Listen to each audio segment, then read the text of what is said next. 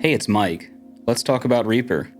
I'm a member of several different drummer forums, and a common question that's asked is, how do I create a backing track and separate what the audience needs to hear versus what the drummer needs to hear? It's not uncommon for a drummer to have a click track in his or her ear when performing live.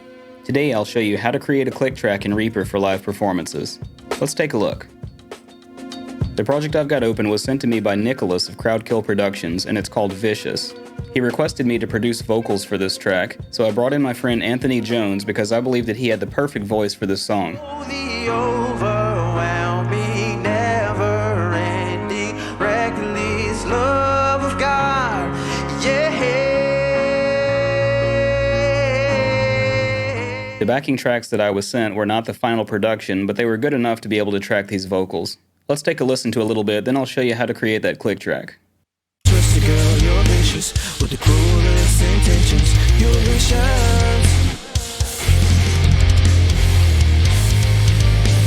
The time you tried to gun me down, I dodged the bullet, still hold my ground.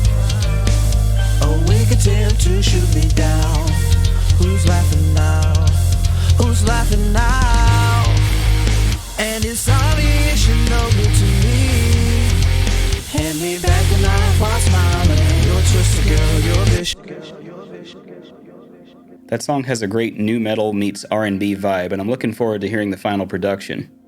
In order to produce a track that can be used for live performances, I'll first need to insert a click into the project. I'll start by adding a new track by double-clicking in the track control panel. I'll name this click so I know what it is. And I'll need to make a time selection for the duration that I want the click to appear. So I'll start at the beginning of the project, and left-click and drag across the ruler to create my time selection. Next, I'll need to ensure that my play cursor is at the beginning of the project. Mine is already there, but the default key press to go to the beginning of your project is W on the keyboard, or you can click the button in the transport. Next, I find it's a good idea to test your metronome and make sure that it's the sound that you'd like. Right-click the metronome in the toolbar, and the default beat pattern is a primary beat followed by secondary beats. We can change the volume of both the primary and the secondary beat, and we can also change the frequency. You can also change the length of the beat and the shape.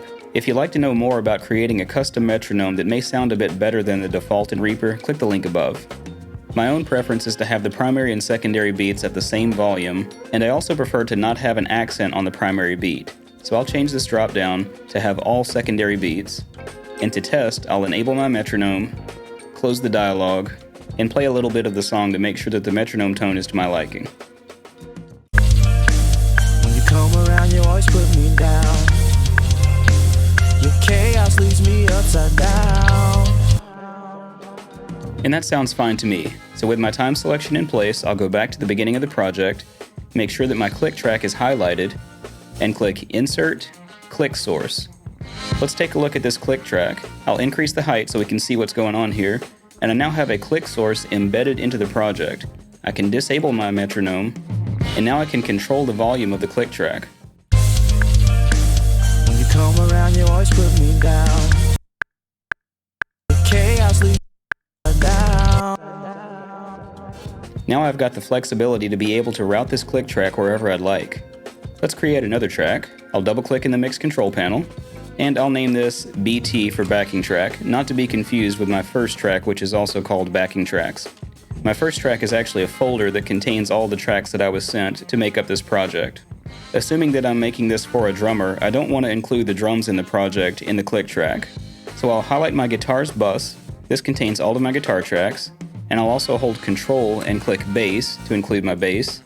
I realize this is a bit impractical in this particular situation. In most cases, when people are producing backing tracks for live performances, they'll include synthesizers or other elements that they may not be able to perform live. But since I don't have any of those types of elements, I'll just use these for the example. So I have my guitars and my bass selected. I'll scroll down a bit further, and I'll control-click my click track as well. So now that I've got all three of those selected, hold Shift and click the routing button, left-click and drag to the desired track, which in this case is my BT or backing track. Upon releasing that click, I have my dialog that shows the routing for track number 30, which is BT, and we can see I have bass, click, and guitars routed into that track. As it stands, all my sends are post-fader and post-pan, and that's fine because that will preserve the current mix, but I need to make a minor change in order to use this in a live setting. If I take a look at my click track, and I realize that my theme probably looks a little bit different from yours. For anyone who would like to know which theme I'm currently using in this video, this theme is called ReArk, and I'll leave a link in the description. The slider on the left for each track that's been routed into this one is for your volume, and the slider on the right is for pan. I'll take my click track and pan that hard right, and we can see that reflected here in the left side.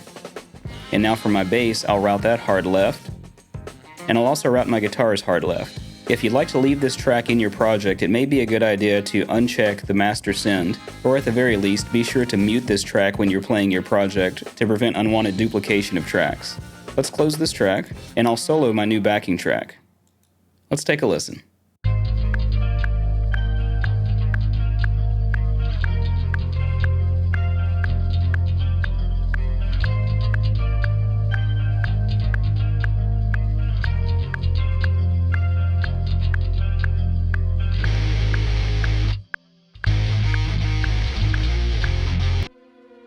Hopefully you can hear that the music is clearly on the left side and the click is clearly on the right side.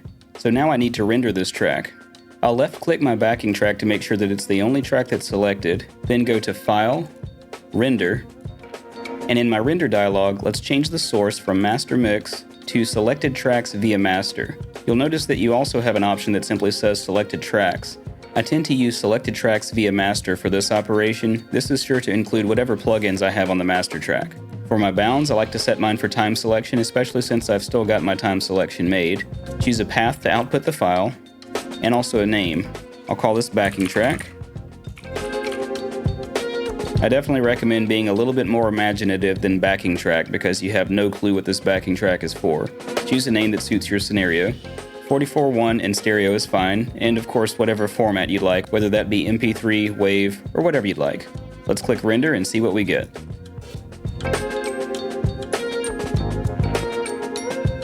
This is running a little bit slower than I had anticipated, likely because of the plugins that I've got on the mastering chain.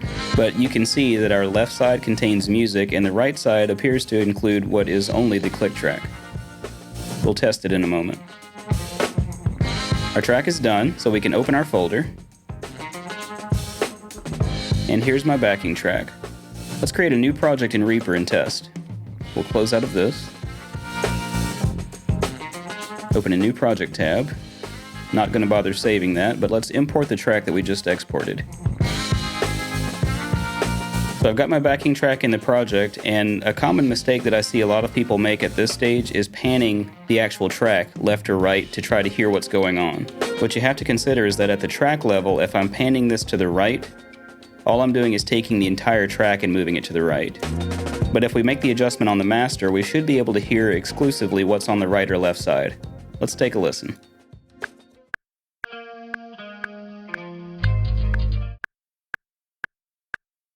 And there we can hear that we've only got the click on the right side, and let's check the left side.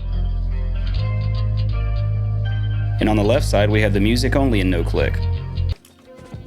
So if we export this track and put it in whatever audio player that you like, in a live performance setting you simply have to split off your left and right side and run the right side to the drummer's ear so he or she can clearly hear only the click, and the left side to the audience perspective so they can hear the backing tracks. Or you can get creative, and if the drummer needs to hear some of those backing elements, send them both to the drummer and only the desired side to the audience.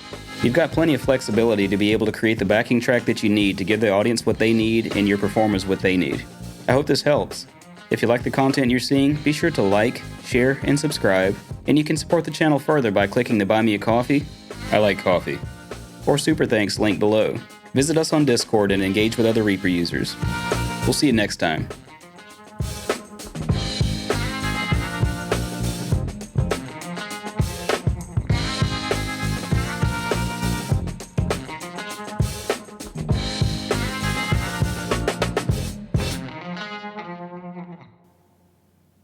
Diabetes!